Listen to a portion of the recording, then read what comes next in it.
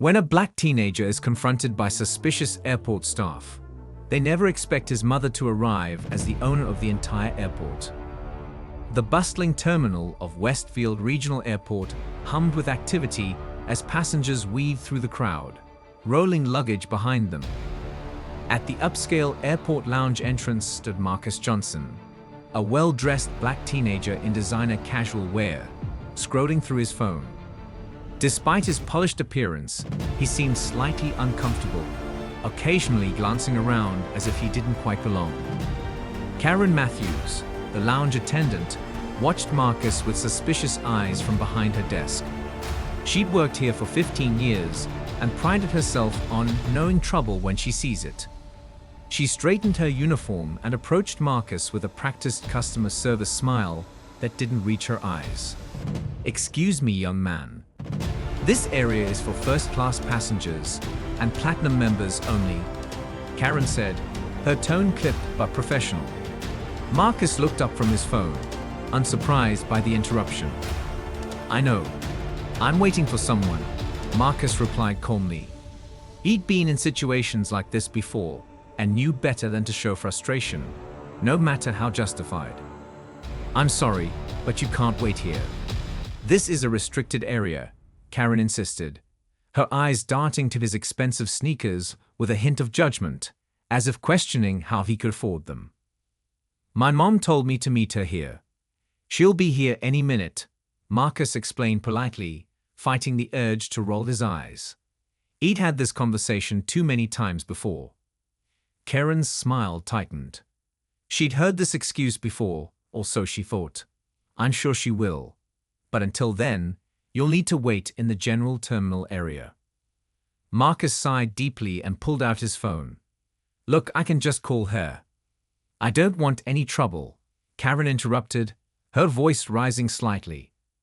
"Please move along before I have to call security." The threat hung in the air between them.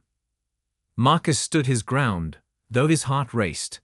"I'm not causing any trouble. I'm literally just standing here waiting for my mom who told me to meet her at this exact spot."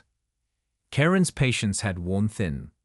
With a dramatic huff, she returned to her desk and picked up the phone, making a show of dialing security while keeping her eyes fixed on Marcus. Within minutes, Officer David Rice arrived at the lounge entrance, approaching the situation with practiced caution. "What seems to be the problem here?" Officer Rice asked, his hand resting casually on his belt as he assessed the situation. Before Marcus could explain, Karen jumped in. "This young man refuses to leave the premium lounge area. He doesn't have access, and I've asked him multiple times to move to the general waiting area." Officer Rice turned to Marcus, who was fighting to keep his composure. "Son, do you have a first-class ticket or platinum membership?" "No, sir," Marcus admitted. "But my mother is Alexandra Johnson. She owns Skyline Enterprises, which operates this lounge. She told me to meet her here specifically." Karen scoffed audibly. "Alexandra Johnson, the Alexandra Johnson, that's quite a claim. And I suppose next you'll tell me you're related to the president too." Officer Rice, more measured in his approach, pulled out his notepad. "What's your name, son?" "Marcus Johnson. Look, this is ridiculous. I can prove it if you just let me make a call," Marcus said, his frustration finally starting to show. The confrontation had begun to draw attention from nearby passengers, who slowed their pace to observe the unfolding drama. Karen stood with arms crossed, confident in her position of authority within the small domain of the airport lounge. Just as Officer Rice was about to respond, a commanding voice cut through the tension. "What's going on here?" All heads turned to see Alexandra Johnson striding toward them. At 45, she was an imposing figure in her tailored suit, radiating the confidence of someone accustomed to running board meetings and closing multi-million-dollar deals. Her eyes, identical to Marcus's, narrowed as she took in the scene before her. "Mom," Marcus said, relief evident in his voice. "They wouldn't let me wait for you." Alexandra's expression darkened as she pieced together what had happened. "Officer, may I ask why you're questioning my son?" Officer Reyes, who had immediately recognized Alexandra Johnson. Her face was on a billboard near the airport advertising Skyline Enterprises' recent expansion, shifted uncomfortably. "Ma'am, there seems to be a misunderstanding. Ms. Matthews here reported that." "I can guess what Ms. Matthews reported," Alexandra interrupted, her voice dangerously calm. "My son was waiting exactly where I told him to wait, and instead of being treated with basic respect, he was profiled and threatened with security." Karen's face had drained of color as the reality of the situation dawned on her. "Mrs. Johnson, I had no idea. He didn't identify himself properly, and we have protocols." "Oh, I'm well aware of the protocols, Ms. Matthews. After all, I wrote many of them when my company took over operations here last year." Alexandra's gaze was unflinching.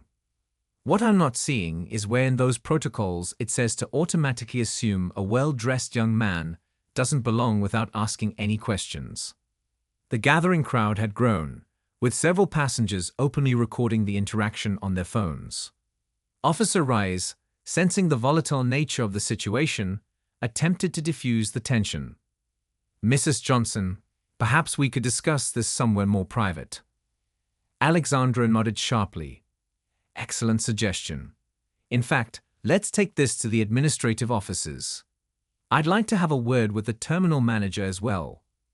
2 hours later, Marcus sat in a plush chair in his mother's newly renovated executive office overlooking the airfield.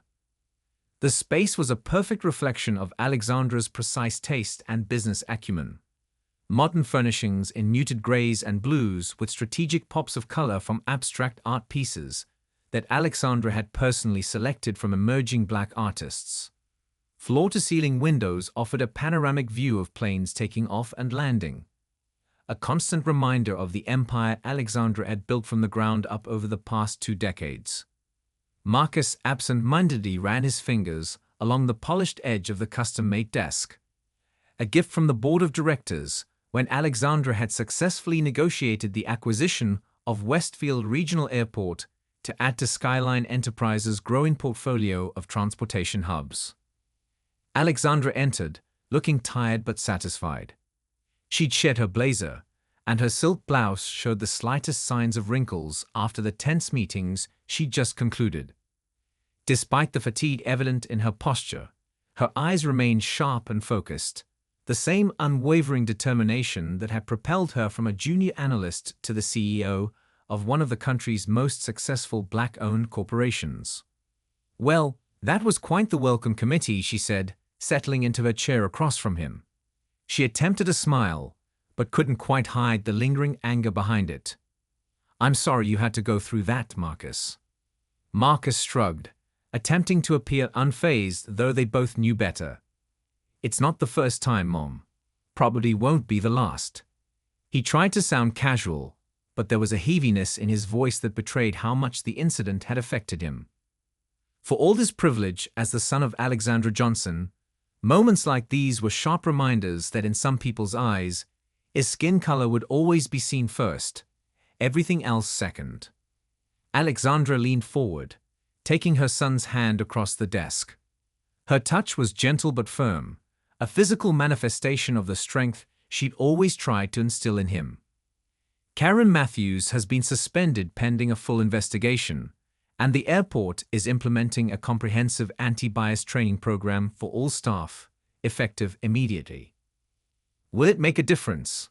Marcus asked, his voice smaller than he would have liked. He'd heard about these training programs before, had watched his mother fight these battles his entire life. Sometimes it felt like pushing against an immovable object, like trying to empty the ocean with a teaspoon. "It has to," Alexandra replied firmly, her voice carrying the weight of decades of similar confrontations. "Change happens one conversation, one confrontation, one revelation at a time. And sometimes it takes people in positions of power to force those revelations." She paused, her gaze drifting momentarily to a framed photograph on her desk, herself as a young flight attendant, long before she climbed the corporate ladder. "When I started in this industry, I was the only black woman in most rooms I entered. Now I own the room. That's progress, even if it's slower than we'd like. Marcus nodded, understanding the unspoken message. His mother had always taught him that with privilege came responsibility, not just to succeed individually, but to create pathways for others.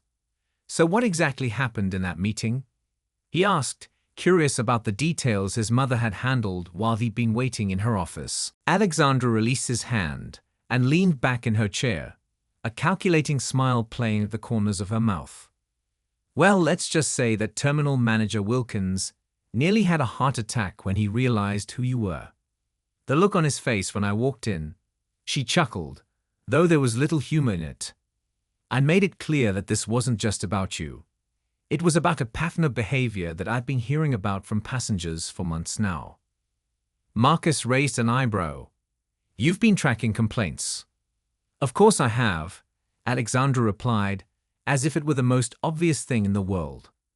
Since taking over operations here, I've had my team monitoring customer feedback with special attention to reports of discriminatory treatment. We've been collecting data, building a case. Today's incident was the perfect catalyst to push forward changes I've been planning for months. Alexandra stood and walked to a sleek sideboard where a pitcher of water and glasses waited. She poured 2 glasses, handing one to Marcus before continuing. The new training program isn't just some performative 2-hour seminar. It's a comprehensive 6-week course developed by diversity specialists with extensive experience in the transportation sector. Every employee, from janitors to executives, will be required to complete it. And we're implementing a new reporting system for passengers to document incidents of bias or discrimination. She took a sip of water before continuing. But the most important change is structural. We're establishing a passenger advocacy office with the authority to investigate complaints and recommend disciplinary action. And I've insisted that the staff reflect the diversity of our passenger base. Marcus listened, impressed, but not surprised by his mother's thoroughness. Alexandra Johnson didn't just address problems, she dismantled them systematically. And Karen Matthews? He asked, curious about the fate of the woman who had caused the confrontation. Alexandra's expression hardened slightly. As I said, she's suspended for now. But her future here depends on several factors. I'm not out for vengeance, Marcus. What happened today was a product of systemic issues as much as individual prejudice.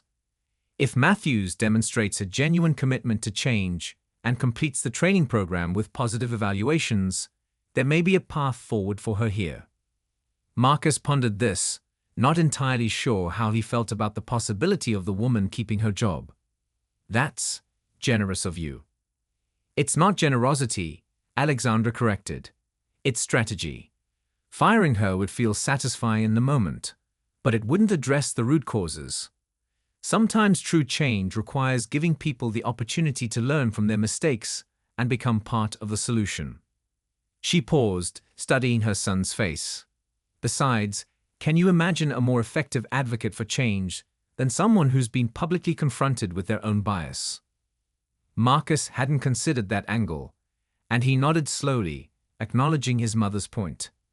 Alexandra had always taken the long view, focusing on sustainable change rather than quick fixes.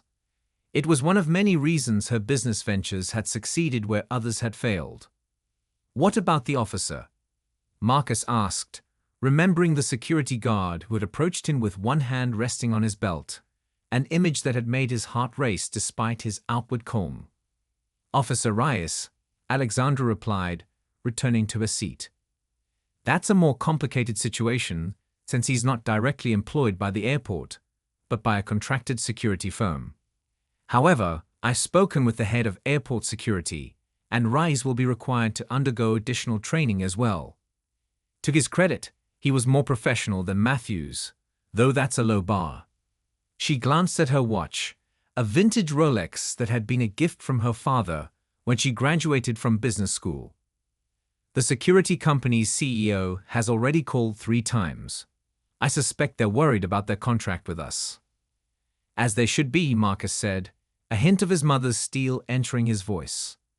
Alexandra smiled, a genuine one this time, proud of her son's growing understanding of how power worked. Indeed. But first I want to see how they respond to today's incident. Sometimes the threat of consequences is more effective than the consequences themselves.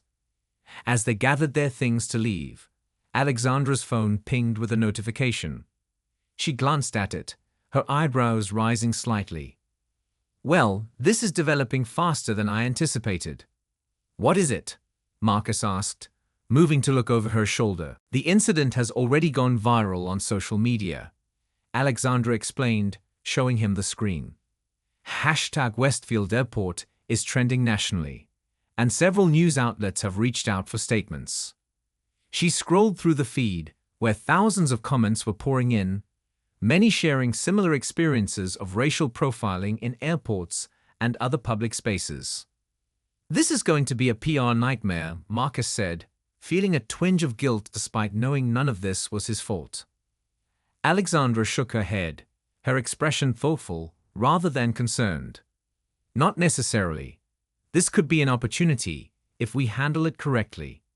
She typed a quick message to her communications director before looking up at Marcus. Public opinion is overwhelmingly supportive of you, by the way. People are tired of these stories. They want to see change. You know what this means, don't you? Alexandra said, showing Marcus the trending hashtag. We've got a platform now, and we're going to use it.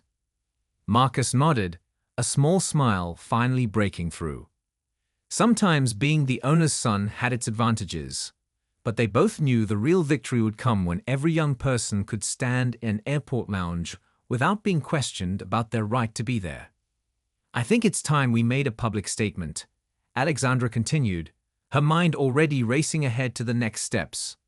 Not just about today's incident, but about our broader vision for making air travel more equitable and inclusive. We'll announce the new training program and the Passenger Advocacy Office. We'll invite other airports to join us in a coalition for change.